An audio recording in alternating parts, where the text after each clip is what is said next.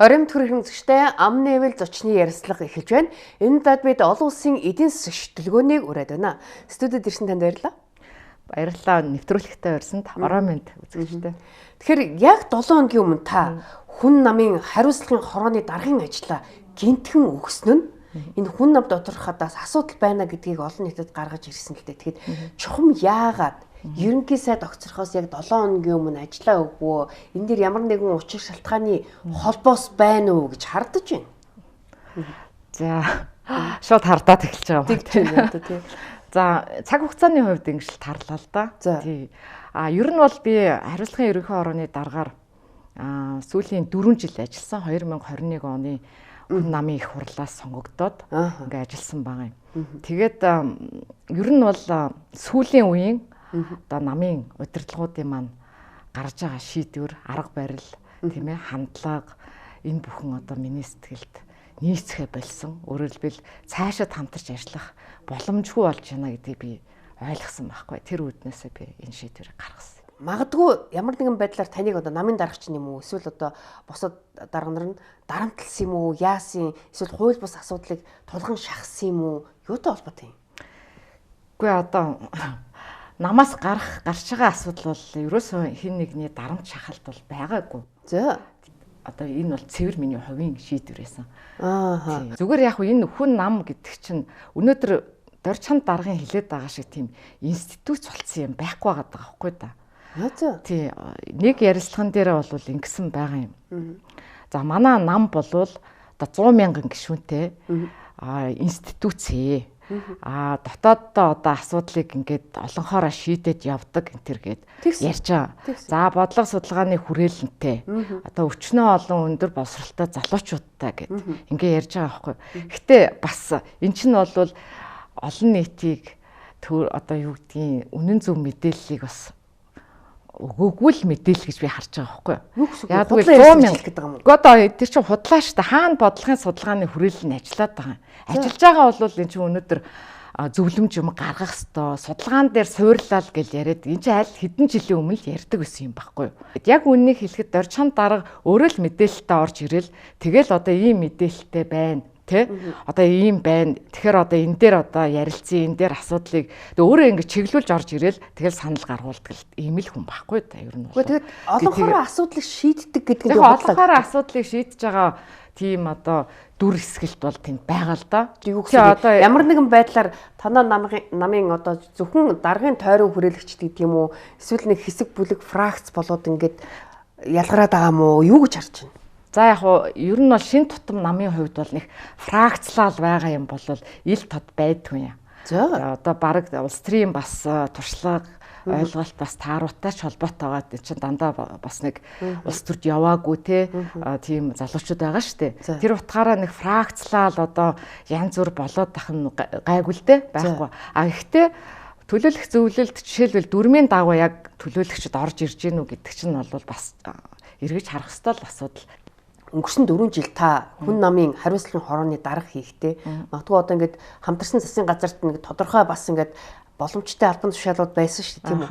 Тэгэхээр энэ одоо албан тушаалуудад таныг одоо ингээд санал болгохгүй ингээд одоо юу гэдгийг тойргийн гадна үлдээчээд исэн учраас та гомдоод магадгүй гарах шийдвэр гаргач буу гэж хардаж байна.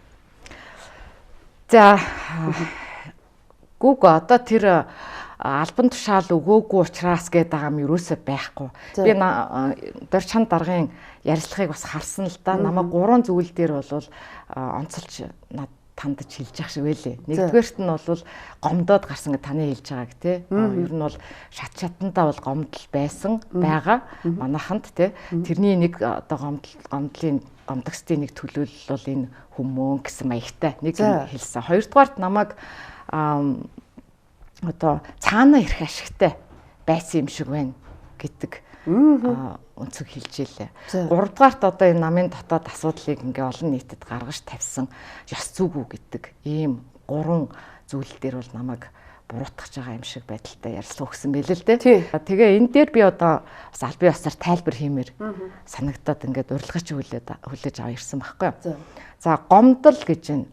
Надад бол ажил албан тушаал санал болгосон. Тий.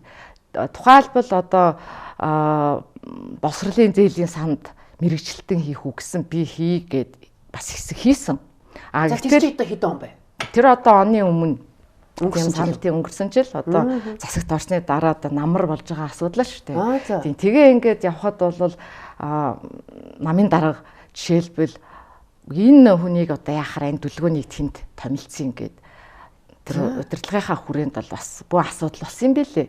Таныг санал болгочоод эргээд тэрийгэ болиё гэж байгаа. Яг өөрөө бол мэдээ санал болгоогүй л дээ. Боловсролын яамны одоо сайдын буюу Наранбаяр сайдын одоо эрхлэх асуудлын хүрээнд байгаа шүү дээ. Боловсролын зээлийн сан. Наранбаяр сайд таныг одоо дэмжиж одоо тэр боловсролын санд яг намын ерөнхий нарийн бичгийн дарга маань одоо бас хүмүүсийг хуваарлах одоо байршуулах асуудал ингэж тавьсан байдаг байхгүй. Энийн өмнө болохоор намын дарга маань бол монополийн газрын дарга болгоё. Чамд бол тийм албан тушаал өгөө гэж бол хэлсэн. Тийм хурцлтын хэрэглэгчийн төлөх газар. Гэхдээ энэ бол хуулийн шалгуур шаардлагатай байхгүй юу? Тийм шүү дээ. Тийм. Тэгэхээр би бол энэ дээр шаардлага хангахгүй гэдгийг мэдчихсэн учраас энэ асуудлыг бол ерөөсөө би яриаггүй хөөцөлтөө өгчгүй өөртөө тэгж холбогдож хэлээчгүй. Энэ бол угаасаа энэ шалгуур шаардлага нь хангахгүй юм чинь би тэнд тэгж явах шаардлагагүй ч үзээ тэр мэрэгчлэлтэн гэдэг ажлыг нь бол яг хийж болох юм аа гэд ингээд үтсэн чинь тийм асуудал хэл ам гараад л тэнцтэй нэгдүгээр.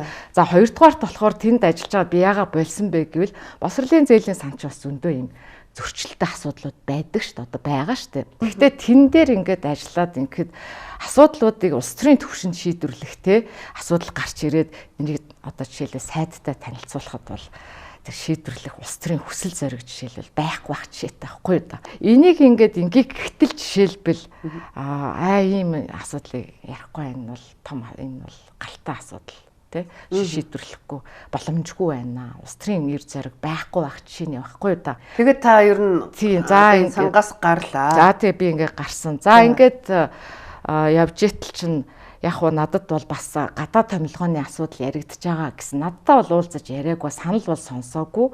Гэхдээ өөртөө бол яриад хамтарсан нөгөө засгийн төвшөнд л ярьж байгаа ш нөгөө томилгоонууд яригадаад байгаа штэ. За ингээд ярьсан байдгийн тэгээд надтай ч тодорхой би тэрний тал дээр ойлголт шалга байна л да. Одоо юу болж байгаа бүү мэд. Гадаад томилгоо гэдэг чи одоо юу гэж таарах? Элчин сайд юм уу? Элчингийн зөвлөх, элчин сайдын яамд зөвлөхүүд гэж томилоод байгаа штэ. Одоо анаас ч яваад энэ манаас ч яваад байгаа шүү дээ. Тэр л томилгоо юм шиг байна. Нэг 3 4 хүний нэр өгсөн гэж байгаа хүн намаас. Тэн дотор миний нэр бол явж л байсан юм билээ л дээ. Тэгээд одоо тэр мэдхгүй одоо надтай л гадаад яамнаас яриад л одоо энэ тийм болж ин эсвэл намын удирдлагаас ярьжсэн ч юм байхгүй. Тэгэл орхисолтой. Тэгээ өөрөө тань мэрэгжлийн дагуу жишээлбэл та ч одоо олон улсын эдийн засаг гэж шүү дээ. Тэгэхээр та чинь Герман хэлний төгссөн гэж сонссон. Мөсийн олон улсын харилцааны Герман судлалын анги төгссөн. Тэгээд бас одоо олон улсын эрх зүйн магистр. Тэгээд сүүлд би бас орчин албаны улсын Москвагийн дипломатик академид төгсөж ирсэн байхгүй юу? За ингээд шат шатандаа ч уг нь аминда салбарын одоо мэрэгжлийн хүн юм байна. Тэр утгаараа бол манай одоо шаардлага анхаарал юм биш тий одоо өгсөн юм бэлээ л дээ тий. Тэгтээ одоо тэгээд за яг хөө тэр тэгээд томилгоо юм нь явагдчихл байсан байх. Би одоо бас асууж хойноос нь яваагүй яг тий яг. Тэгээд одоо таныг гадагшаага элчин зөвлөхөөр явуулна гэсэн сураг сонсогдоод тэгээд таг чимээгүй удаад исэн учраас та тэсэхгүй намаас гарах шийдвэр гаргасан юм уу? Яалаа гэж одоо яг ийм тохиолдолд бол мэдгүй хүмүүс бол хүлээж байгаа л явах байсан байл үү те одоо тийшээгээ. Би ч одоо яг үнэндээ 10 жилийн намд явсан. Би үзэл санааны улс төр хий гэж боддог байсан. Ер нь бол тэгтэл үзэл санааны улс төр хийх шинжгүй болоод ирсэн байхгүй юу? Ер нь бол. Өөрөөр хэлбэл ямар нэгэн албан тушаал ашиг сонирхол байгаагүй гэж та. Одоо мэдгүй байгаагүй юм шиг ба штэ. Би бол улс төрч болъё бодлого боловсруулагч те шийдвэр гаргах төвшөнд одоо ажилтдаг ийм хүн л болъё гэж л бодож исэн. Би 2 удаа нэр дэвшсэн. Эхнийх нь бол яг 2020 онд Баян зүрх дүүрэгт нэр дэвшсэн. За дараа нь бол чагсаалтаар орж ирсэн. Өөрөөр хэлбэл би зүгээр улс төр хийл гэж бодож явсан болохоос нэг төрийн албанд намаар дамжаад нэг төрийн захиргааны ч юм уу тусгай албанд ажиллаж гэдэг юм ийм бодол бол надад байгаагүй юм байна л гэж би одоо бодож байгаа юм л да. Тэгээд одоо ийм шийдвэрийг маань болохоор нөгөө намын дарга дор чанд маань болохоор нэг цаанаа ирэх ашигтаа л гарчлаа ийм юм ярьж байхад те ийм асуудал яригдаад томилгоо яригдж ах чи энэ хүн ингээ болно гэдэг чи ерөөсөө цаанаа нэг ирэх ашиг хувийн юм байна л гэж хараад байгаа нь надад бас аягүй жоохон таалагдахгүй байгаа байхгүй. Тэгээ би энэ дээр бодож байгаа тийм байхгүй гэж та хэлэх гээд байгаа юм. Гэхдээ мэдээч тийм юм байхгүй. Надад одоо ямар ч ард хувийн ирэх ашиг байхгүй шүү дээ. Надад одоо санал тавьсан улс төр нам улс төрийн хүчин байхгүй. Одоо юу гэдгийг те эсвэл энэ хүн намын эсрэг ингээ ажиллаад өгөрөө гэсэн үүрэг даалгавар одоо хаанаас ч байхгүй шүү дээ. Одоо ямар ирэх ашиг гэж хэлж байгаа юм. Би бас дор чан даргаыг намайг күтгэж гэнэ гэж би үзэж байгаа.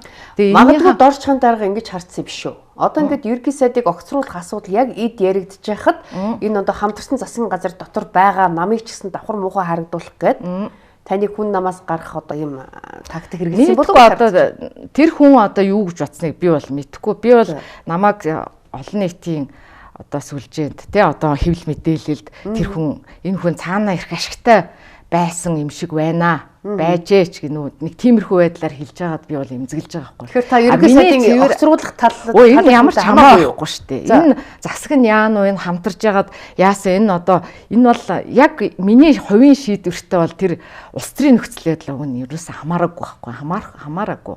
Яг би цаг хугацааны хувьд ингээд цаг хугацааны хувьд л инглээ.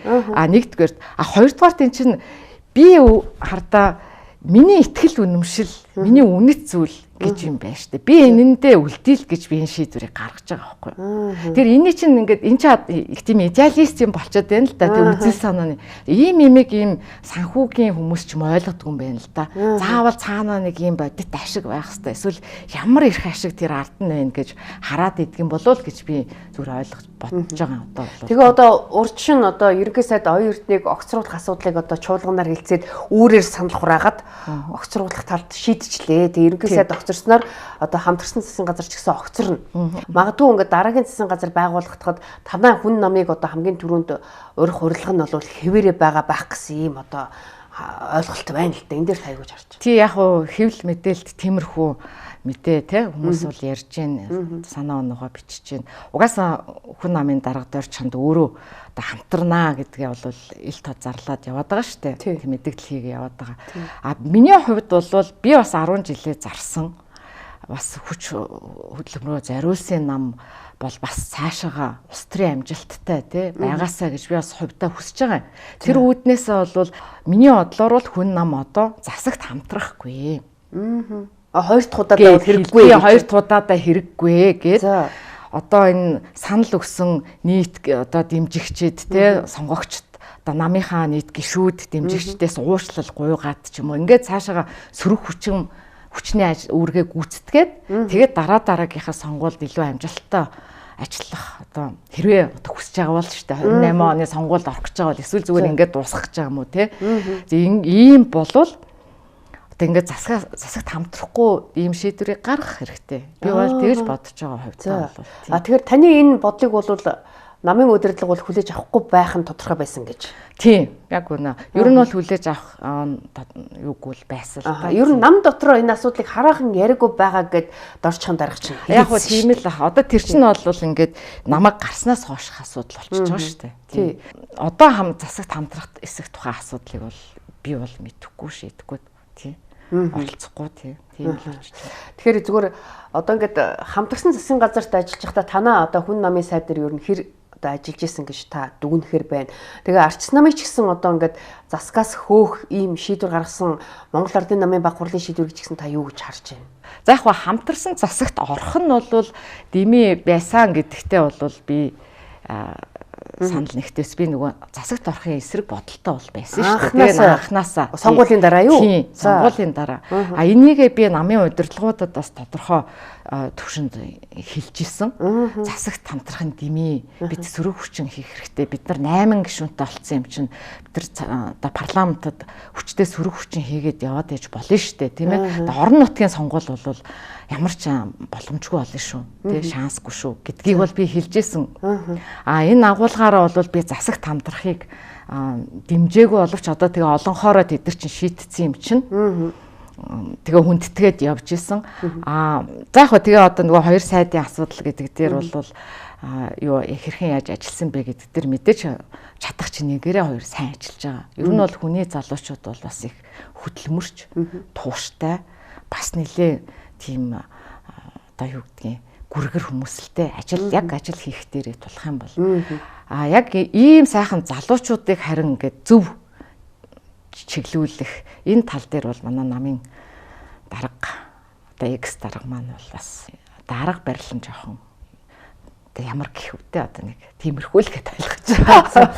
Тэгээд мөнх соёл гишүүн бас одоо таны араас бас орон гарна гэд нэг ойлгомжгүй юм ярьчих шиг болсон. Эхлээд одоо энэ хүн намд харах хэрэгтэй би ч гэсэн гармаар байна гэсэн утгатай юм ярьжсэн, сүүлдээ би тэгж хэлээгүй гэдэл ойлгомжгүй мэдээлэл хийчлээ л дээ. Энийг та юу гэж харж байна? Та ч одоо энэ намаа тараах одоо энэ юуг нээч үү яав?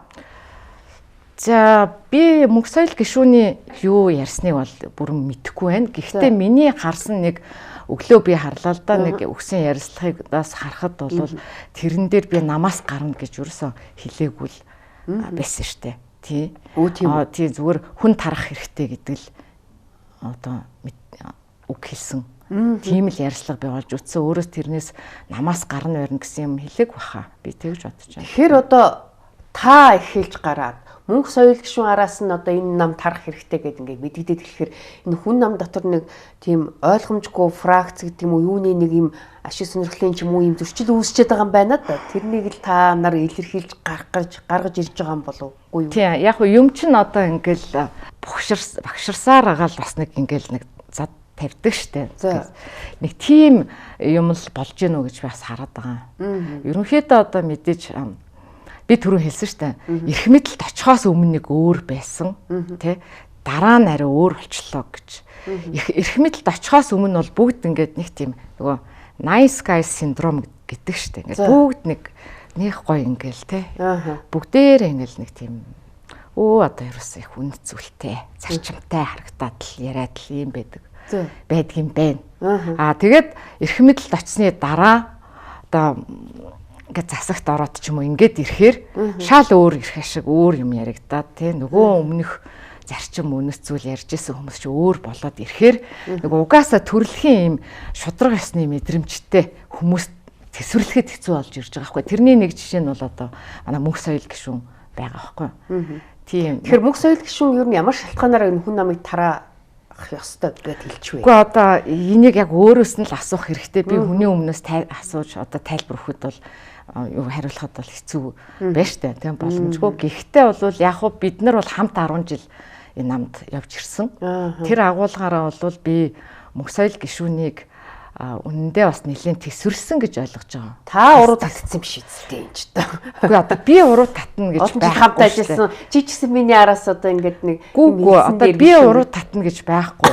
Мөнх соёлч уруу татагдана гэж байхгүй. Бид чинь одоо тусдаа ингээд өөр юм бодол санаатай тийм би хувь хүмүүс байж байгаа шүү дээ. Тэр утгаараа одоо нэг хоорондоо ярилцаал би ихлээ ингэчи чи дараа нь ингээрэй гэсэн юм юусоо байхгүй. Бүр яг энэ дээр ингэж хэлэхэд заяа би хүн намны олон залуучууд чинь юусоо ингэж бүр ингэж чив чимээгөө дор харин бүр ингэж чимээг болчихд юм лээ. За одоо би дугарлаа. Хинч ингэж бараг дэмчихгүй чив чимээггүй. Одоо надаас холуур бай гэсэн шиг заяа. Тэгээд би одоо 10 жил хамт зүтгэсэн журмын нөхдөөс маань нэг нь ч над руу ингээ гарчиж байгаа юм уу? Юу болов? Ямар харамсалтай юм бэ гэх нэг мессеж байгаа байхгүй юу? Бүр үү. Тийм. Тэгэхээр та ч одоо хүмүүсийн дургуг их хүргээ явуулсан юм шиг та харьцангуй би ч айгу зөөлөн дарга байсан шүү дээ. Яг энэ нүг. Хүмүүстэй хариуцлага тооцоод явуулсан юм шүү. Гэхдээ яг хариуцлага тооцохын тооцсон шүү дээ. Энэ чинь тэгтээ тооцоолох чадамжгүй бас нөхцөл байдал байна шүү дээ. Орж шүү дээ. Орсон шүү дээ. Тий. Тэгэхээр одоо би бол яагаад зөөлхөн байдаг вэ гэхээр Нэгдүгээр хариуцлагын ерөнхий хариуцлагын хороо чинь өргөдөл гомдлоор л асуудал шийдвэрлэдэг. За. Тэрнээс биш өөрөө санаачлал одоо энэ мөнгөт бол хариуцлага тооц тэр нөхөрт хариуцлага тооц гэж явахгүй. За. Өргөдөл гомдол ирүүлэл тухайн асуудлыг одоо хянан хэлцэж те шийдвэр гаргана уу гэхээс одоо хүмүүсийг ингээ шитгээл өөрөө санаачлаг гаргаал яваал юм байхгүй. Та тэгэд одоо хариуцлагын хорооны дараагаар чи 4 жил ажиллаа штэ. Хичнээн хүнд хариуцлага тооцсон юм.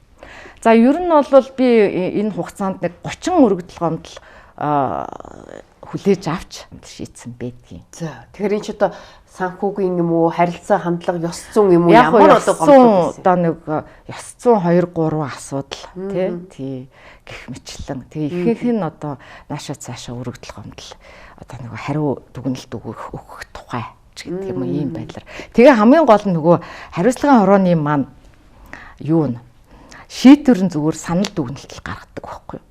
Тэгээ арга хэмжээ авдаг. Тий арга хэмжээ авах нь зүйтэй байна гэдэг дүгнэлтийг өөрөөр хэлбэл удирдах зөвлөлт нь байна уу эсвэл дүүргийн намын хороонд нь байна уу эсвэл ерөнхий нарийн бичгийн дарагт нь байна ингээ үг. Тэгээ ингээд тэр цаашаагаал тэр хариуцлагаа тооцох нэг ийм л дүрмтэй юм. Ер нь бол дүрм журм нь ийм. Тэгээ тооцогдож явсан юм байна. За тэгээд за нэг ганц нэг нь тооцогдож авсан болохоос тэгээд ерөнхийдөө тэгэл таглдуу тэгээд ийм чадамжгүй байгаа да би бас айгу жоохон бохимддаг л байсан юм.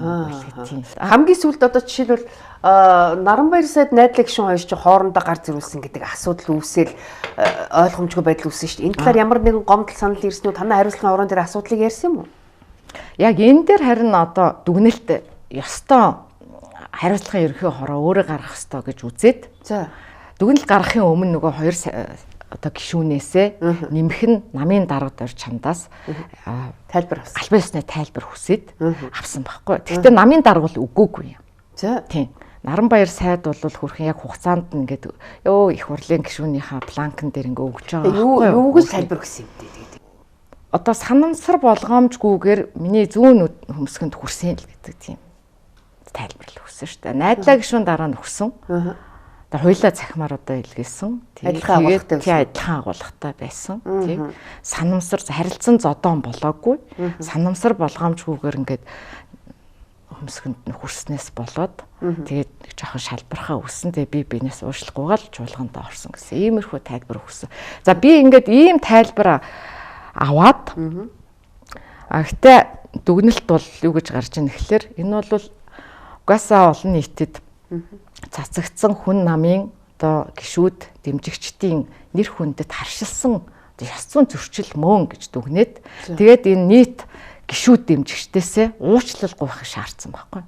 За. Тийм. Гэтэл энэ дээр бол ерөөсөн хариуцлага авч хэлцээгүй, авч үзээгүй. Энэ ер нь одоо дотоод арчлал бөгөөд институт болоогүй л байгаа гэж шинж байхгүй да. Яг тэр үед чинь би Дорч хаанд даргаас одоо тодруулга ярьцлага авсан юм аа. Энэ дээр ямар ч тэгж харилцсан зодоонч тийм үү цохилцох тийм асуудал болоогүй. Энийг удаа та нар яагаад ингэж юу яагаад байгаа юм бэ? Манай хоёр харин чиг их нэртэй зодуулахаас биш хоорондоо зодтолтохоор усаад бишээ гэд бүр тэгж тайлбар өгсөн. Харин тэгсэн л дээ. Тэгээ би бол бодохдоо одоо нэг дүрм журмаараа биш юмаа гэхэд ч бас хүний ёс зүй вэ штэ тий. За Япон школтоос Японд төгссөн хүмүүс ахгүй бид нар чинь тий. Тэгээ ингээд нэг харин ингээд ийм юм болцсон дуучлаараа та бүхтийг бид нар бол зодтолтоогүй. Гэхдээ ийм шууган гаргаад та нөхдийн одоо нэр хүндэд харшилсан ийм үйлдэл одоо хийсэнтэй уушлахгүй ч яана гिचгэд юу болохгүйсэн тий. Би тэг гайхаад байсан байхгүй тий. Японд бол одоо яг тийм санамсаргүй болгоомжгүй хийсэн алдаандаа ч гэсэн уучлахгүй гэдэг агуулгаар та ийм одоо шаардлага би ч одоо хувьдаа бол тэгж бас бодохгүй юу да. Тий.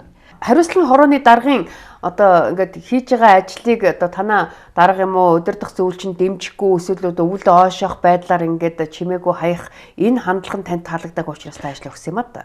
Одоо эндээ би хариуцлага хүлээсэн л гэсэн үг.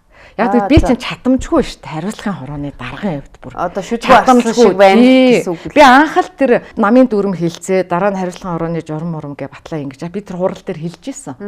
За тамины шүддгүү арслан баталж шүү та нар гэдгийг бол би хэлжсэн.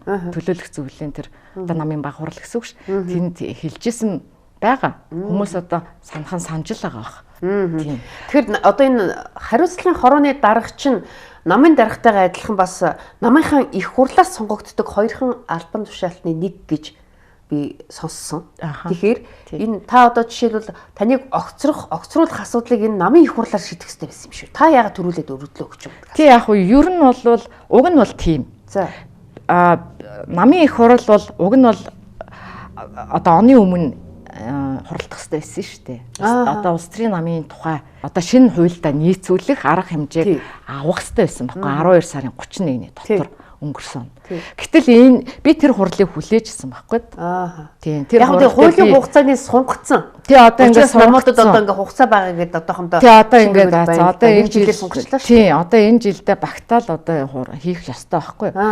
Тэгэхээр уг нь бол би тэр хурал дээр энэ бүх асуудлаа яриад хэлээд тэгээ одоо ер нь бол би энэ хариуцлагын хороо угаасаа тэнд чинь хариуцлагын хорооны даргаа сонгох байсан, намын даргаа ярих байсан тий ингээд асуудлууд яригдах хэрэгтэй байсан. Тэгэхээр та одоо намынхаа их хурлыг хүлээх боломж үнэхээр байгаа. Тий одоо үнэхээр намын их хурлыг би хүлээх цаашаа тийм зориг төвчээр урам одоо юу гэдгийг хүч чадал энэ бүхэн бол байхгүй бас. Энд хүрэл би тулж байгаа байхгүй. Угаасаа улс төрийн намаас гарна орно гэдэг бол маш том хариуцлагатай шийдвэр. Тэгээ би бол энэ намаас гаръя гэдэг шийдвэрийг гаргахад надад бас хүндэл байсан. Чин би 10 жилээ би өөрийнхөө итгэл үнэмшлээр явсан тий. Эн чинь бол тэгэл зүгээр ингээл би оппортунист байгаагүй байхгүй юу. Зүгээр нэг ийм албан тушаал нэг аливаа нэг ашиг хонжоо харж исэн хүн болвол дорн хаяал гараа явчихна шүү дээ. Асуудал байхгүй.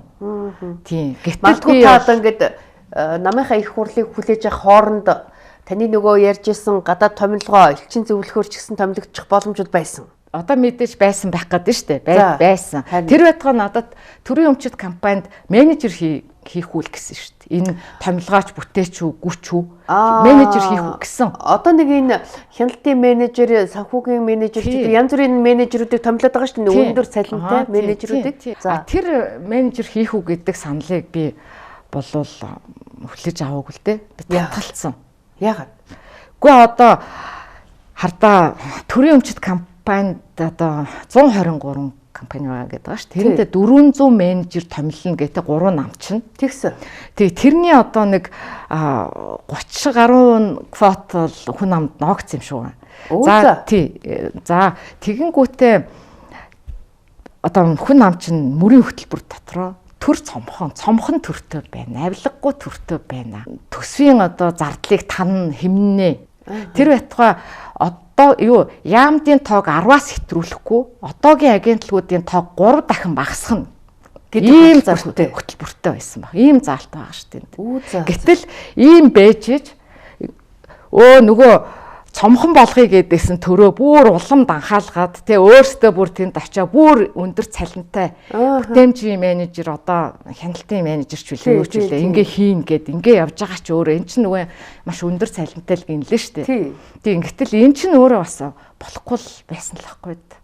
Тэг би ийм менежер хийж явахаас айг үнд ичсэн. Одоо жишээлбэл сонгогчдод амлаж гарч ирсэн тэр мөрийн хөтөлбөрөөсөө эсрэг ажиллаад тийм нэгдүгээр хоёрдугаарт штэ төрийн албанд ажиллах чинь өөрөө яг улс төр хийж байгаа хүнд бол биш байхгүй юу?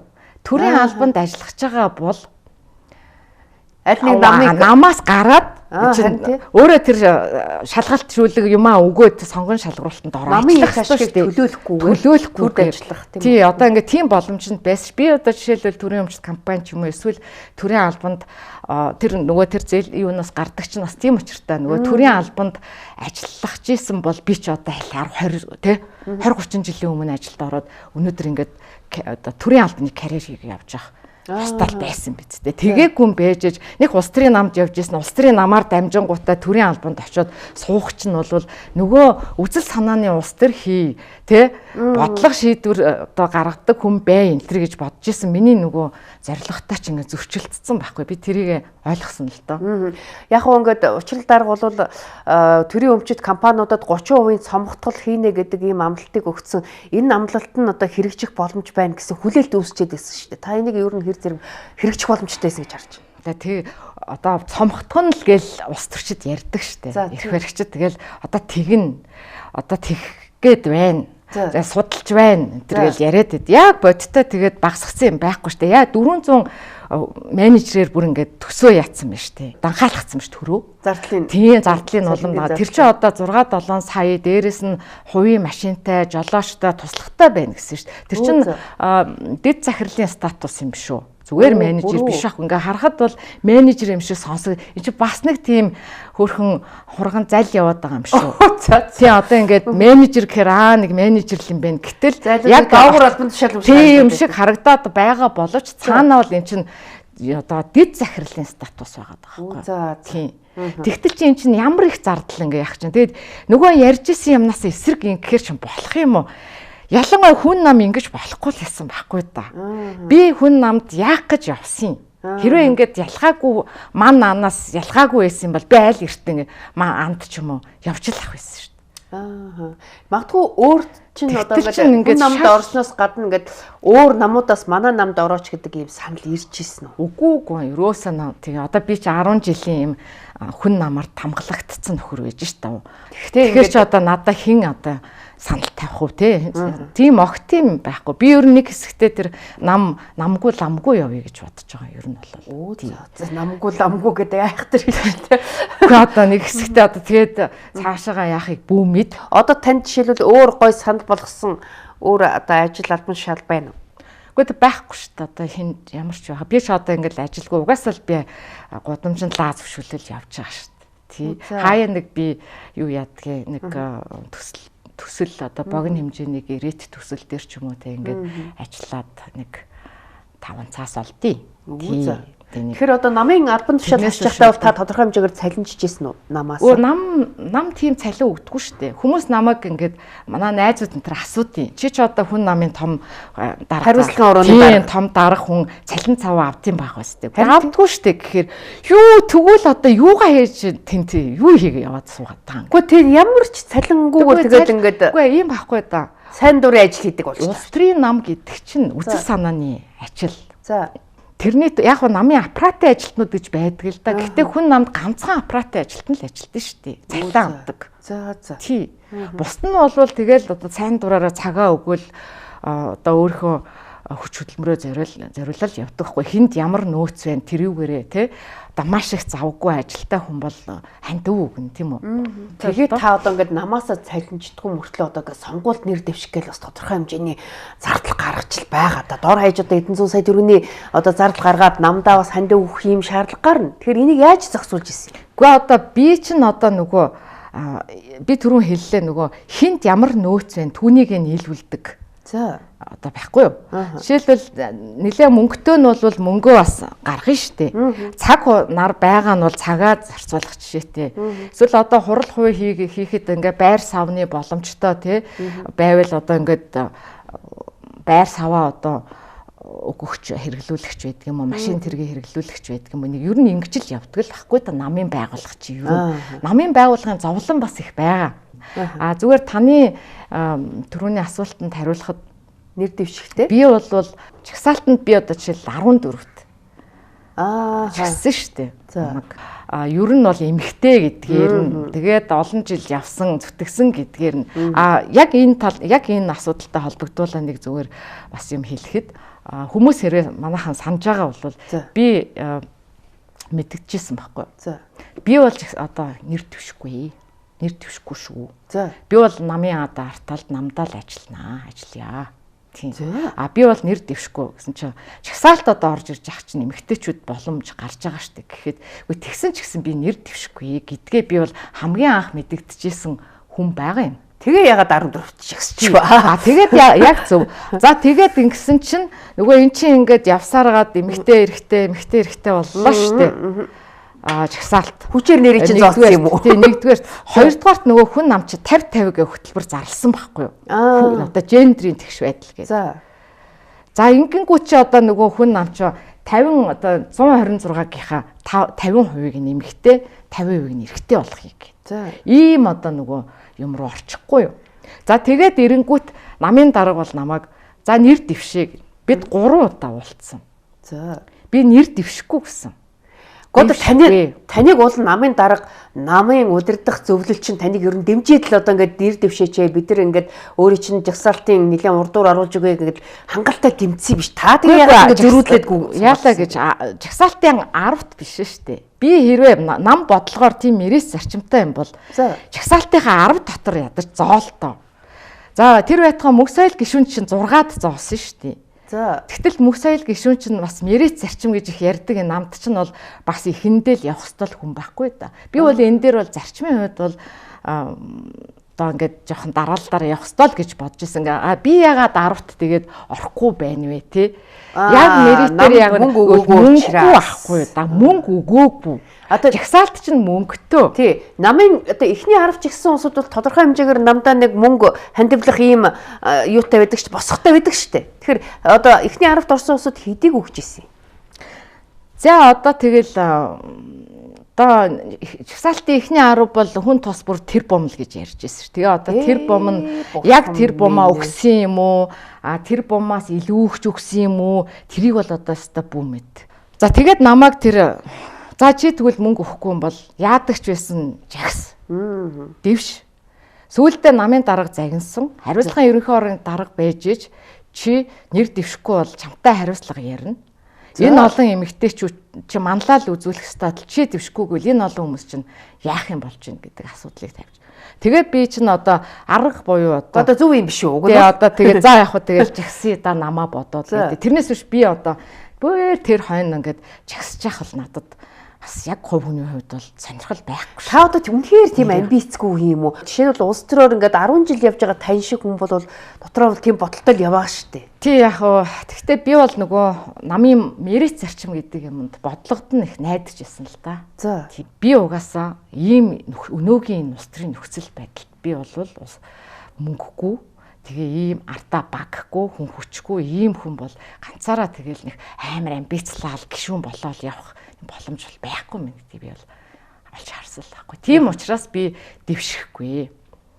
Гişүүн болохгүй. Зүгээр арт талд арын одоо ажлын албанд ч юм уу те ажиллах бол боломж байгаа гэж л би бодож. Гэтэл бүрч тэгж яхаагүй л те. Тиймэрхүү юм руу бол оруулаагүй л те. Одоо бол ийм зарчим ярьдаг тийм зүрүүд гүжүүд те иймэрхүү над мэтийн хүн бол ер нь бол хэрэггүй болсон юм лээ. Хэрэггүй юм бэ гэж ойлгосон. Өөрийгөө зүрүүд гүжүүд гэж шууд тодорхой. Тэгээ одоо би чинь одоо супер гүжүүд хүн юм бэ гэдэг. Та одоо ядаж намын даргадаа ингээд одоо долгоноод одоо яг нэг байдлаар тал засаа. Тэгсэн бол та бол боломжийн аль тушаалд очих. За наадах чинь бол яг тийм байхгүй. Одоо би яг үнэхээр намын дарга руу ороод ажил авах шиг амархан юм надад байхгүй шүү.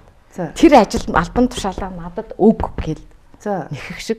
Тэг би тэрийг хүсээгүй байхгүй. Би намын даргын гутлыг хүсэхийг хүсээгүй байхгүй. Юу гэсэн үг? Арай гутам үсэх гэж шаардлагатай байхгүй л. Үгүй харин одоо тийм л юм болчих гээд байгаа байхгүй. Хүн чинь их хурлын гишүүн байна, шадар сайд байна. Тэг том болчихсон хүндээ ч хүн болгон орж байгаа шүү дээ. Тий. Гэтэл би бол тэр үгүй мэрээс зарчмаар явах хэвээр нам бодлогоороо хүнээ одоо хаана ажиллах вэ гэдгээ бодох хэвээр. Тэгэхээр гэхдээ нэг төрийн албанд байршуулах хэсгүй юм билээ. Тэгэхээр өмнөх сонгуулиудыг хараад хахад ер нь одоо ингээд энэ хоёр том нам одоо 3 дахь хүчний одоо жижиг намууд гэж яриа л да. Намуудыг ер нь аль болохоор ингээд өөрсөндөө уусгаж авах гад эсвэл ингээд хооронд нь зөрчилдүүлээд ингээд тараах гад ах ийм хандлага бол байдаг. Танай хүн нам ч гэсэн энэ зовлонг амссан. Тэгэхээр ер нь зүгээр цаашдаа ч гэсэн Монголд одоо энэ хоёр намын тогтолцоо руу шилжих гэдэг юм уу? Эсвэл нэг нам руу энэ тогтолцоо руу шилжих гэдэг юм уу гэсэн юм эргэлзээтэй энэ үед танай хүн нам ингээд тэсчүүлдэхин тулд одоо бүхэл талаар одоо ингээд зарчимтай байхгүй бол асуудал ер нь эргэлзээтэй л байна тийм үү? Тийм шүү дээ. Одоо угаасаа улс төрийн нам, улс төрчид ерөөсөө иргэдийн ихтгэл олон нийтийн тэр дэмжлэг дээр л цаашдаа явж идэг байхгүй. Ер нь бол амжилтанд хүрнэ шүү дээ. Тэр ихтгэл тэр саналаа өгсөн иргэдийн ихтгэл дэмжлэг рүү нулимчгаарч одоо цаашгаа яг яаж явах гэдэг нь би бол гайхал эргэлзээл тий. Тэгээ намын дарга бол одоо бид ингэж байгаа, бид ийм байгаа л гэл яриад байгаа. Тэгээ 100 мянган дэмжигч гэдэг чинь бол миний ойлгож байгаагаар нэг 150 мянга 51 мянга орчим одоо иргэдэл саналаа өгсөн байхгүй юу? Сонгогч итгэлээ өгсөн биз дээ. Тийм.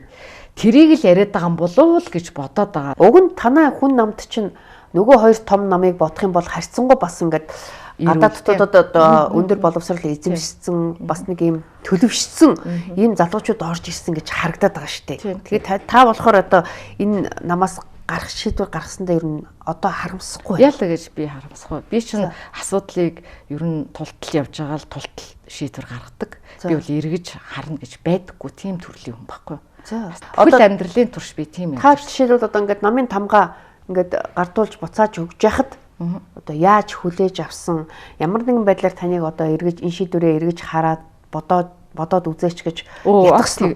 Тийм яриа бол болоогүй л дээ. Тийм яриа.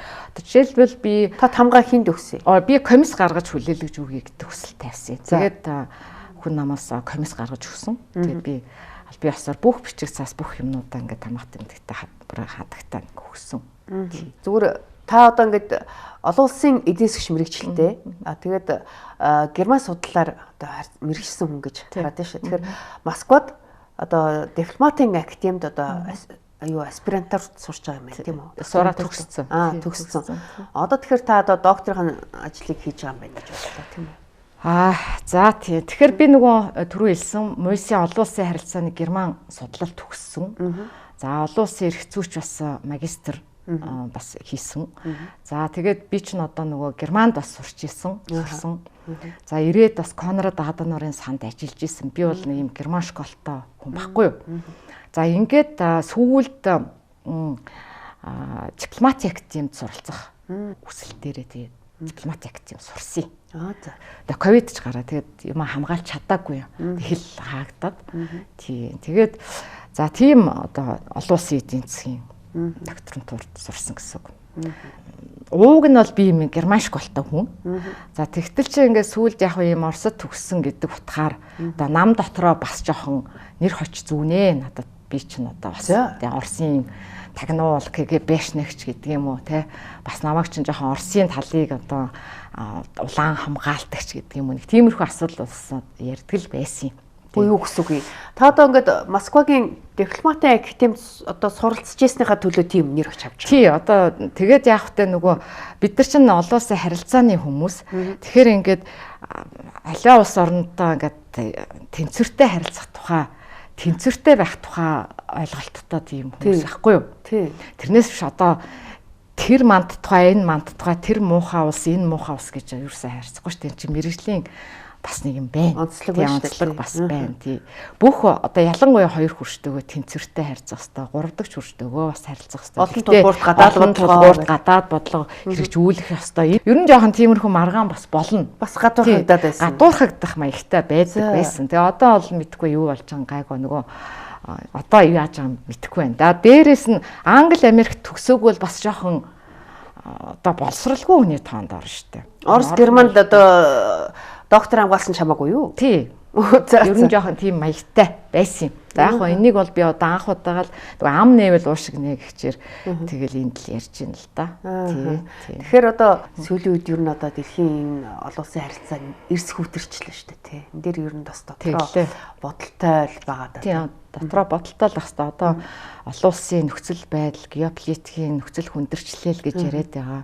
Үнэхээр гадна дотно одоо урдаас хойноос баруунаас ч байдаг юм ингээд шахал тавьчилт бол жижиг басад ирдгэлтэй юм. Тэр бол угаасаа явдаг асуудал. Дээрээс нь хүйтэн дайны хуучин хүйтэн дайн одоо 30 жилийн өмнө одоо хүйтэн дайн дуслаа гэдэг байсан мэл эргээд хүйтэн дайны уур амьсгал орж ирж байна. За энэ нөхцөлд бол бид нар дотооддоо маш эв нэгдэлтэй байх хэрэгтэй, гуучраа болох хэрэгтэй, дотооддоо цэгцрэх хэрэгтэй. Гэтэл чинь ерөөсөө нэг тийм юм байхгүй. Дотооддоо цэгцэрч ойлголцохгүй байж ич тэгэл юм л болгоо тэндээс боллоо. Хятадууд ч ингээд байна, Оросуудаас ч боллоо. Эднэр л биднийг хөгжүүлэхгүй байна гэд ингээд үзээд байдаг. Надад бол энэ нь нэг учир дутагдaltaй санагддаг. Яагаад гэвэл тийм яагаад гэвэл аливаа улс оронд өөрийн үндэсний эрх ашиг байдаг байхгүй. Тийм. Орос өөрийнхөө үндэсний эрх ашигыг хамгаалж байгаа. Хятад өөрийнхөө хамгаалж байгаа. Бүх улс орон өөрийнхөө эрх ашигыг хамгаалж байгаа. Гэтэл бидний монголчууд нэг тийм айлын эрх үүхчиг байгаад байх шиг надад санагдтыг. Одоо ингээл энэ ч манайхыг дэмжихгүй биднийг хайрлахгүй байна тий. Энэ ч биднийг хөгжүүлэхгүй гэдэг ингээл нэг юм тийм байдлаа. Ерөнхийдөө өөртөөсөө хамаарсан өөртөөсөө хийхгүй яг өөртөөсөө алхмууд хийх ёстой. Өөртөөсөө. Наацхан төрийн зарлаа бууруулахаас хамаарсан. Дээрээс нь нөгөө судалгаа шинжилгээ бүх юмнууд дээрээ тулгуурсан нөгөө төрийн бодлогоч явах ёстой. Одоо жишээлбэл Хятад улс гэхэд чинь нөгөө нийгмийн эдийн засгийн бодлого нь 5 жилээр явдаг штеп. Одоо хүртэл байгаа. Тэгэхээр энэ 5 жил хизээд нь юугаа хийж ийн гэдэг бид нар жишээлбэл судалж агаад тэгээ тэрэн дээр тулгуурлаад одоо энэ хил холболтын асуудлыг за эднэр тэдэн жилдээ ингэж байгаа тэрнийг энэ асуудлыг ингэж яриад бомтойхоо асуудлыг эдний юмтаа нь уйлдуулж байгаа шийдвүүлчих гэдэг юм шийдчихэж гэдэг юм. Ингэж иймэрхүү замаар хамтарч ажиллах хэрэгтэй байхгүй да.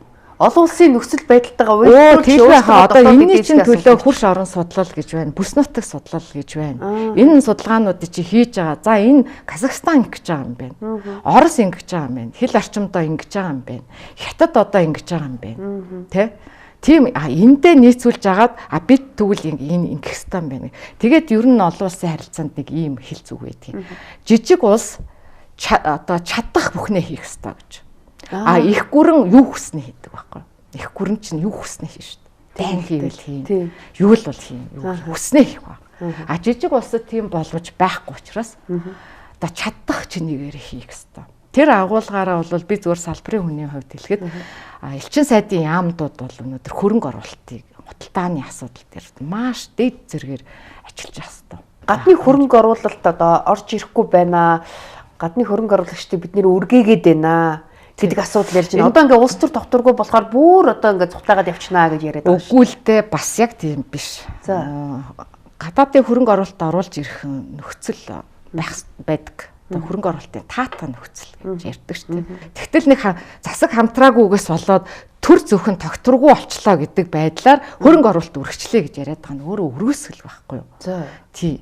Хөрөнгө оруулалтын таатай нөхцлүүд чинь маш олон зүйл хамаарж байгаа шүү дээ. Шүүх засаглал ямар юм, авилгын индекс ямар юм, тийм үү? Хэр сайн засаглалтай улсын бизнесийн одоо үнэхээр таатай орчин бүрдсэн юм уу? Татвар нь ямар юм, тийм үү? Гэт ингээд тэр төрийн тогтвортой байдал тэр хамтарсан засаг байна уу энэ нь бол бас тусдаа асуудал. Арай тэр яг нэлээд хойгоор ганц одоо төр тогтвортойгоос л хамаарахгүй байхгүй да. За тэгэл одоо тэр сангийн бодлого мөнгөний бодлого нь яаж байгаа инфляц нь яадаг эдгээр ер нь үнэхээр одоо хөрөнгө оруулалт гэдэг хэлсэндээ байна уу? Тийм хэлсэндээ байна уу? Хэр манайх ч одоо яг үнэндээ бизнесийн одоо ажил хэргийн соёлгүй бас хэлсэндээ аюу хүрдгүү хүмүүс шүү дээ. Дээгүр төвшөндөө ч гэсэн засгийн төвшөндөө бас тийм байхгүй. Хэлсэндээ хүрдгүү дандаа морьдог гэж одоо улс орнууд чинь ярьдаг. Ялангуяа манай хоёр хурш чинь одоо бас их.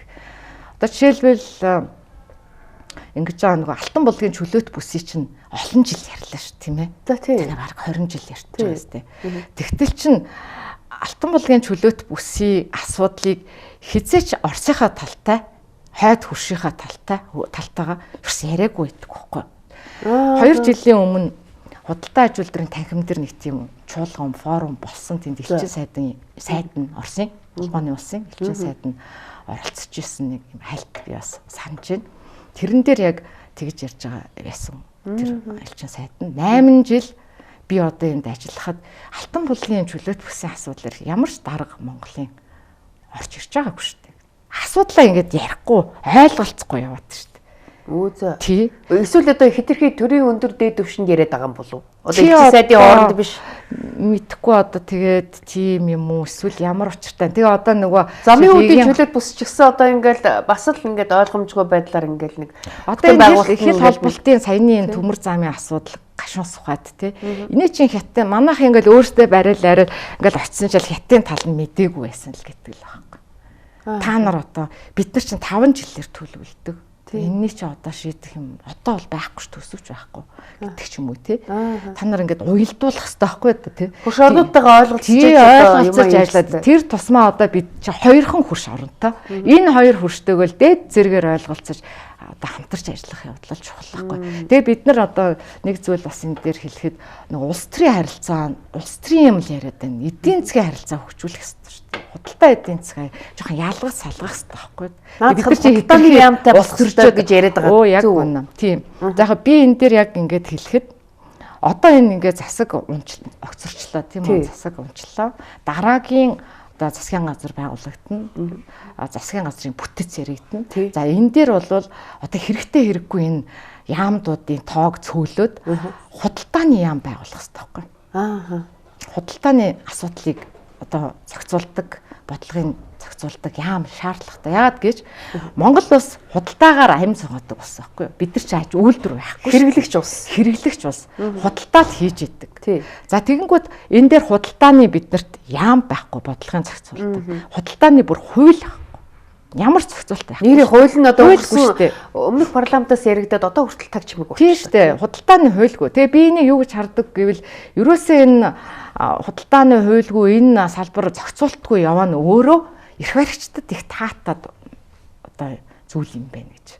За юугаараа таатай гэж. Гэхдээ одоо энэ замбраагүй зохицуултгүй байгаа чинь нөгөө л энэ нүүрсний хулгай энэ нөгөө юм хийхэд чинь амар гоё байгаа юм биш үү? Эсвэл ченжийн одоо тий системээр ажиллахад нь ч юм уу тий ингээд таатаа байх шиг надад санагдаж байгаа. Ингээ хуйлтай байх хэвээр. Ялангуяа одоо энэ худалдааны асуудал дэлхийд одоо маш хүчтэй яригдчихэж штэ. Ялангуяа ковидоос худалдааны дайн өрнөж яг ийм нөхцөлд чинь худалдааны асуудлыг улс орнууд маш өндөр түвшинд ингээд авч яриад хилцээд хийж яхад ерөөсөө энэ манайх энэ зохицуултгүй. Тэгээ одоо энэ юу чөлөөт худалдааны хилцээр Евразийн хилцээс манайх 3 жил төр гэрээ байгуул. Энэ бүх юмнууд чинь нөгөө нэгдсэн худалдааны зохицуултгүй яамгүй учраас ингээд яахаа мэдэхгүй ингээл иргэд нэг юм хэлэхэд бизнес эрхлэгчд нэг юм хэлэхэд төр засах нь ингээд бодлохгүй зохицуултгүй байгаа юм чаа. Ингээд гацаанд орчих. Одоо ийм одоо гадаад худалдагч жишээлбэл гадаад харилцааны яам хариуцал явдаг юм бэ? За одоо наад дээр чинь нэг зүйл нэрээ яг зөв асуудал хөндлөө та хэлэхэд гадаад харилцааны яамн дээр дэлхийн худалдааны байгууллага юм уу энэ олон улсын байгууллагатай одоо холбоотой асуудлыг нь хариуцж идэг. За тэгэнгүүт худалдааны тарифын асуудлыг нь улсын их хурл мэддэг. За чөлөөт худалдааны бүсийн асуудлыг шадар сайдын мэдлэл байдаг. Ингээ 3 ингээ тий. За тэгээд гайлын татвар одоо тий тариф татварын асуудал нь сангийн яам мэднэ. Тий.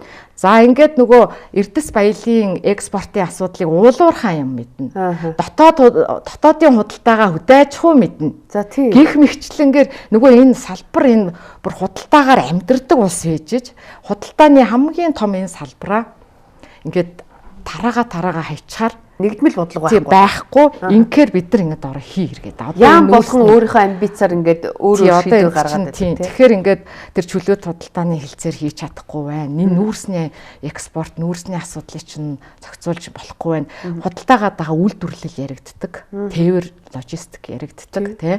Ингээд ирэхээр нөгөө үйлдвэрлэл сая одоо ингэж яаж худалдааны асуудалтай холбоотойгоор энэ ковидоос хойш дэлхийн улс орнууд чинь 70% нь ядарч дотооддоо үйлдвэрлэдэг байя.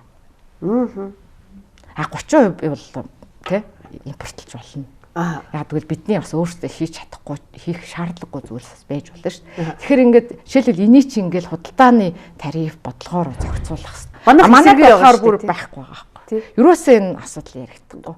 Тэгэл нэг 10 мега төслөл яриад байна. Мега төсөл чи яг яах гээд байгаа. Том мега төслийн ард бол том мөнгө л явдаг л байхгүй.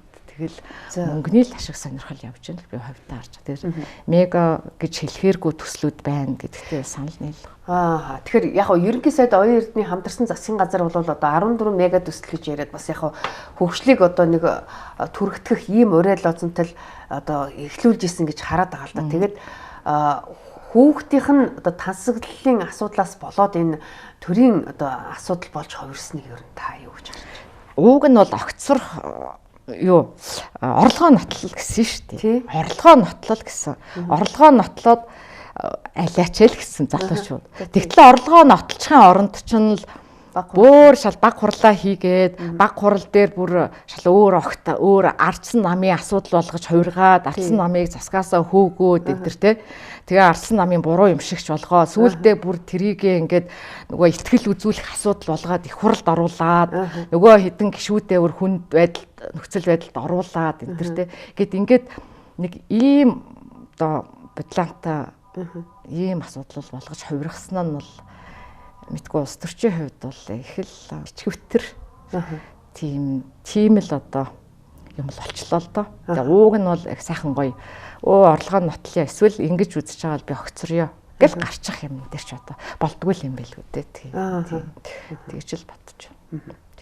Одоо та ингээ хүн намаас гарчлаа. Магадгүй нөгөө намуудаас танд одоо урилга ирвэл та яах вэ? Гэхдээ одоо би тэрийг одоо тэгнэ ингэнэ гэж бодох юм. Надад тийм одоохондоо тийм чадлаа л байгаа шүү дээ. Тэгж бүр бодох сэхээ чадлаа байгаа шүү дээ. Яг нь одоо түрүүний тэгээд анх асуусантай чинь холбоо хэлэхэд гомдоод нэх учиргүй гомдол гэхэд хайшаа юм чинь зүгээр л миний одоо энд хүрээл миний цэник дуусч шүү дээ. Тэгтээ урам хууралт бол байна мэдээж. Одоо тэрийг одоо гомдол гэж бодно юу гэж бодно хүмүүс л. Тэгтээ хүн л юм чинь мэдээж те. Бас ингээд улс төрд гомдол байхгүй гэдэг үзлээр бид нар хүмүүжж ийлээ шүү дээ. Улс төр сонирхдаг залуусын хувьд тий. Тэр утгаараа би тэр үгийг би нөх ойлгодгүй байсан. Тэгсэн чинь яагаад гомдол байхгүй юм бэ гэхлээр сайн дураар явж байгаа үзэл санааныхаа төлөө итгэл үнэмшлэрээ. Тэгээ энэ агуулгаар хүнд ч худалдагдах да өөрийгөө худалдах боломж байхгүй. Ингээд төлөвшсөн болохоор тийм л. За ингээд бидний ярилцах цаг ингээд дуусч байна. Ингээд дэлгэрэнгүй ярилцлага өгсөн танд баярлалаа. Ямар ч гэсэн та хүн намаас гарсан шалтгаанаа нэлээд бас дэлгэрэнгүй ярьлаа. Нөгөө талаар бас намын дарагтайгаа үйл ойлгоцсон асуудал дээр бас хариу тайлбар хийлээ. Цаашдаа та бас өөрийнхөө энэ хувийн судалгааны ажил дээр төвлөрч ажиллах юм байна. Ер нь одоо ингээд олон улсын эдийн засгч хүний хувьд ер нь та бас энэ одоо Монгол улсын гадаад харилцаа худалдааны асуудал дээр бас өөрсдийнхөө санал зөвлөгөөг өгч ажиллаараа ингээд танд амжилт хүсье. За баярлалаа. За баярлалаа. За манай энэ удаагийн ам нэвэл зочны ярилцлагаар олон улсын эдийн засгч төлгөөн оролцлоо. Анхаарлаа хандуулсан үзэгч та бүхэнд баярлалаа.